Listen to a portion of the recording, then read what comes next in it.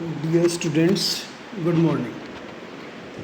As you know that we are going to teach you the lesson third in the paper second prose and fiction of English literature. The name of the topic is making writing simple. How does the writer say that simple writing is very complex? It is very complex, very complicated to make the writing simple. How does he take pains in making the writing simple? First of all, I would like to tell you about the introduction of the writer J.B. Priestley. J.B. Priestley was born on September 13th, 1894. In the West Riding of Yorkshire, he was the son of a schoolmaster. His mother died when he was very young and he was brought up by his stepmother. After leaving Bellevue School when he was 16, he worked in a wool office. John Benton Priestley Ower was an English novelist, playwright, screenwriter, broadcaster, and social commentator. His Yorkshire background is reflected in much of his fiction, notably in The Good Companions, which first brought him to wide public notice. John Priestley, he added Benton later on, was born in Bradford in the West Riding of Yorkshire on 13 September. His father Jonathan was a pioneering schoolmaster. His mother Emma had been a mill girl.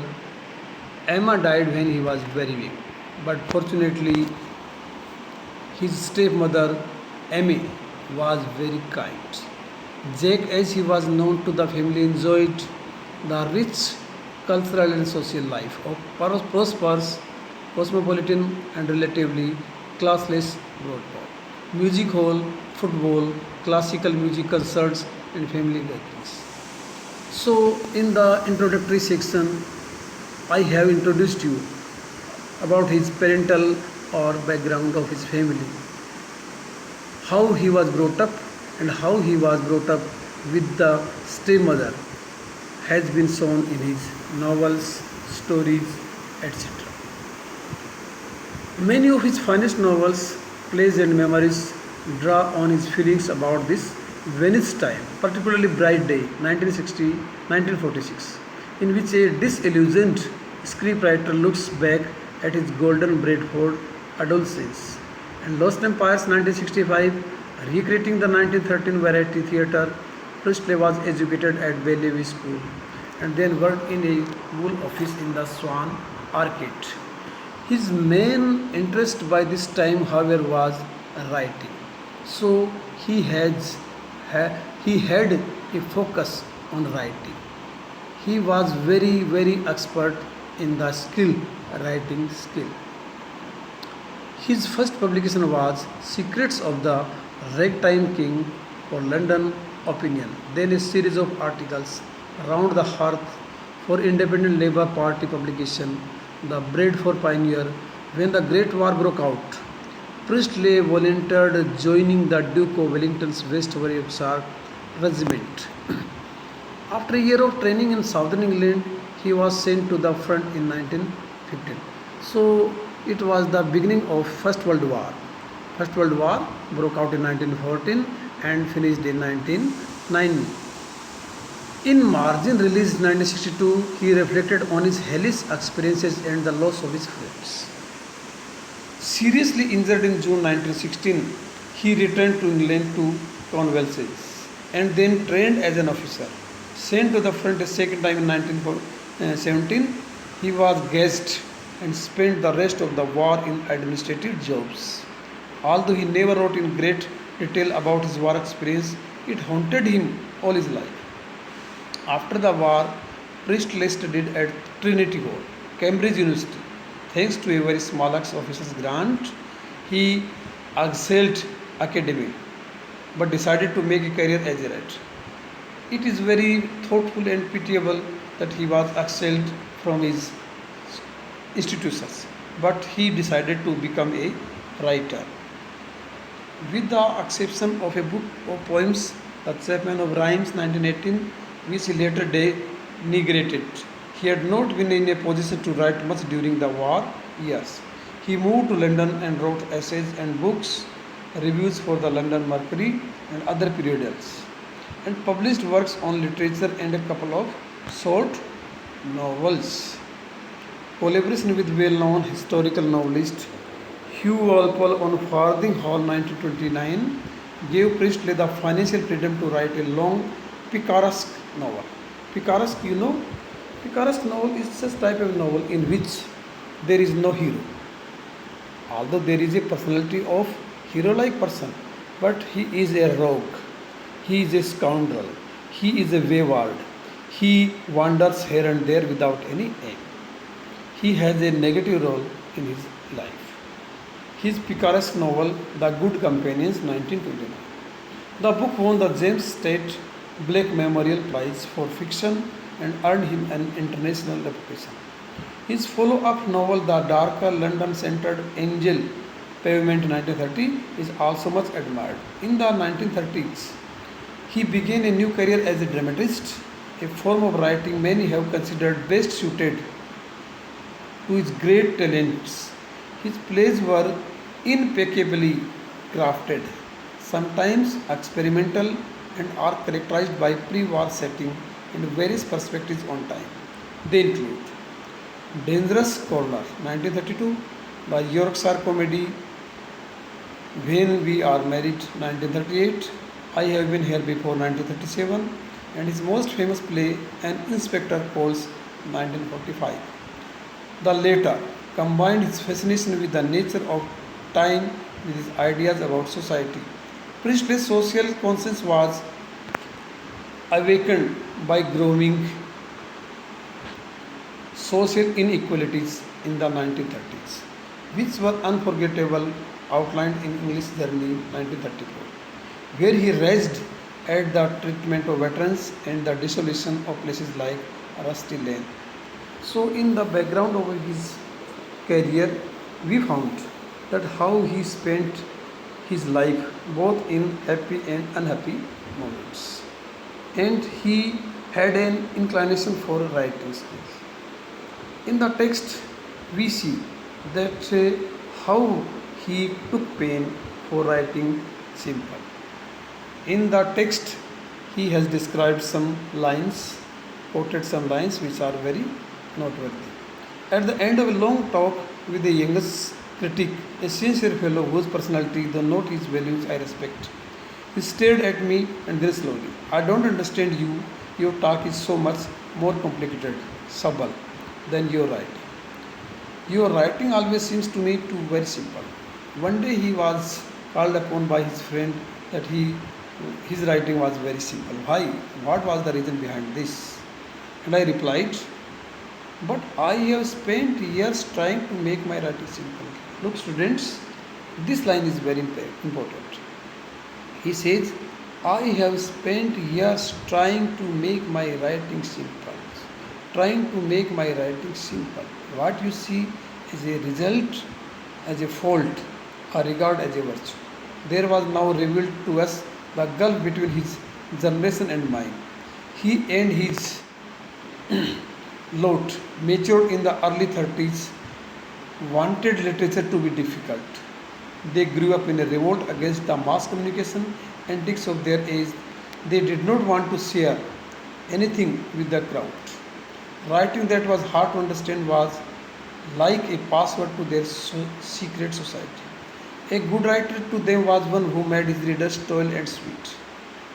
This line is again important. He says that a good writer is the person was one who made his readers toil and sweet, had to make labor, hard work.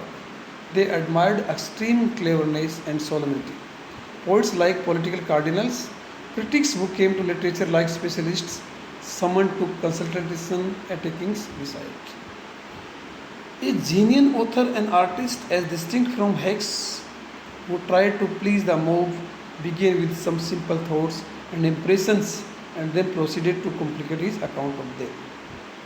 He says that a simple writer has to get admiration or applause because of his work, hard work.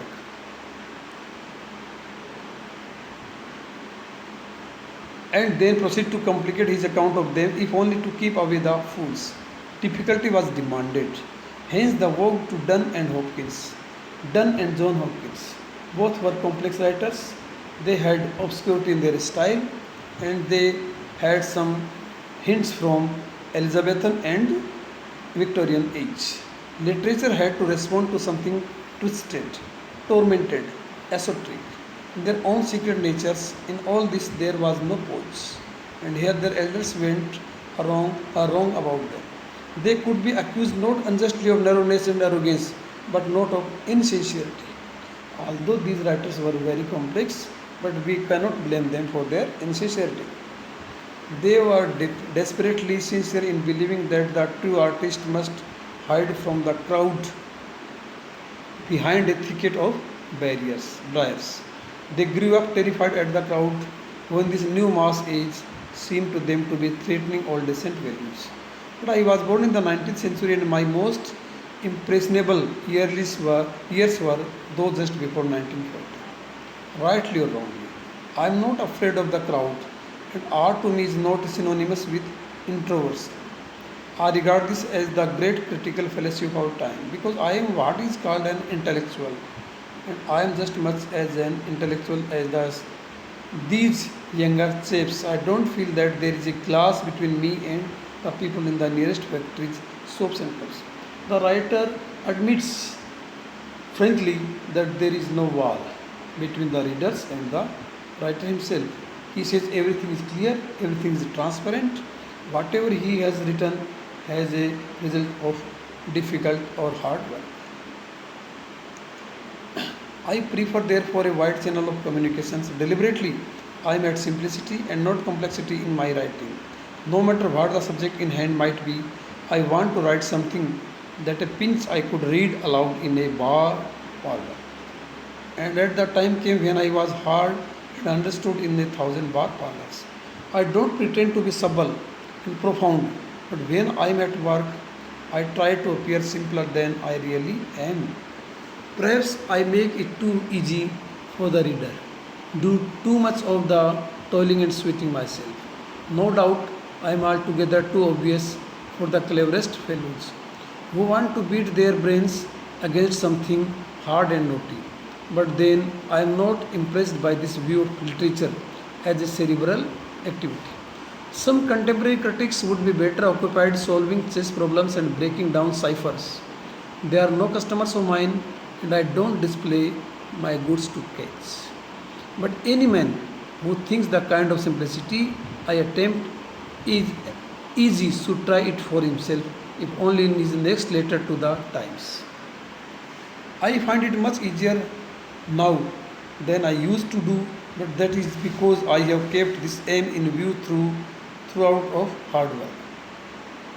I don't claim to have achieved even now a purpose prose that is like an easy, persuasive voice, preferably my own at its best.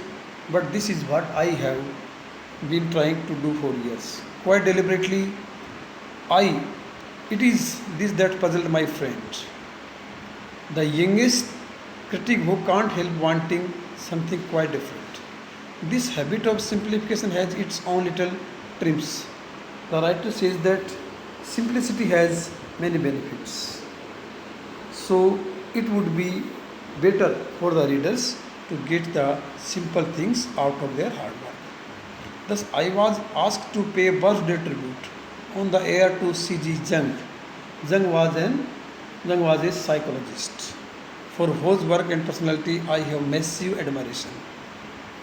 To explain Jung in 13 and a half minutes so that the ordinary listener could understand what the fuss was about, my friend said it could not be done. The psychologist said it could not be done. But I can reasonably claim, backed my first class evidence, that I did it. It was a tough little task, but when I had come to the end of it, I found, like honey in the rock, it tasted light. The writer says that, however, he tried work hard for the simple work. He had a very admiration from the readers that he took pains in writing simple. An analysis of this. J.B. Priestley recounts meeting a young critic.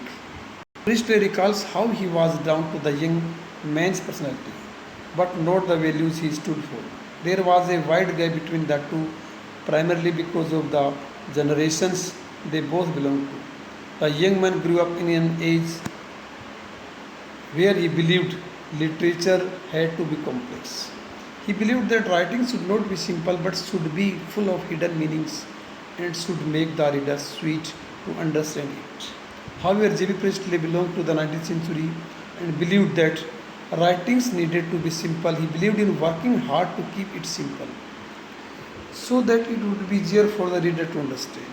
He said that if any man who thinks the kind of simplicity I attempt is easy, he should try it for himself. J.B. Priestley believes that keeping things simple also has its advantages. Once, when he was asked to pay birthday tribute on air to C.G. Jung in 13.5 minutes, his friend said it could not be done. But Priestley accepted to do it and succeeded in achieving this task. J.B. Priestley in his prose emphasizes that he has toiled and sweated throughout to make the writing simple. When questioned by a youngish critic about his writing being much simpler than his verbal communication, Priestley expresses his belief that literature need not be twisted, tormented, and historic. Rather, it should be for the commoners, and he aimed to take it so simple that it could be read in bar parlors. He really did it. He doesn't take literature as a cerebral activity for which the readers has to struggle. He had to pay tribute to Young on the air, and everyone imagined that it was impossible to accomplish it in a fine manner in 13.5 minutes. To everyone's surprise, he did it, and at the end, he felt as he found honey in the rock. So, in this lesson, we find only one thing, that the writer had worked hard to make the writing simple. He focused that we should not write obscure things, difficult sentences. We should write simple sentences, sweet, but they must be followed by hard work made by the writer. Conclusion. The thing is, readers will always prefer simple writing because it's easier to understand. If you want to stop scaring your readers away, you need to know what it means to write simple, and learn how to do it. If your writing is complex and confusing, then your audience can't understand what's your message. When that happens, you will end up losing their attention. You need to be concise and clear in what you write so that you can get your point across. Don't distract their attention with unnecessary jargons or overly complex sentences. Small tips for brilliant writing. Have something to say. This makes writing easier and faster. Be specific. Consider two sentences. Choose simple words. Write short sentences. Use the active voice. Keep paragraphs short. Eliminate fluff words. Don't forget. Thank you. This lesson is very, very important and useful for the students who are scared of complex writing. Again, thank you.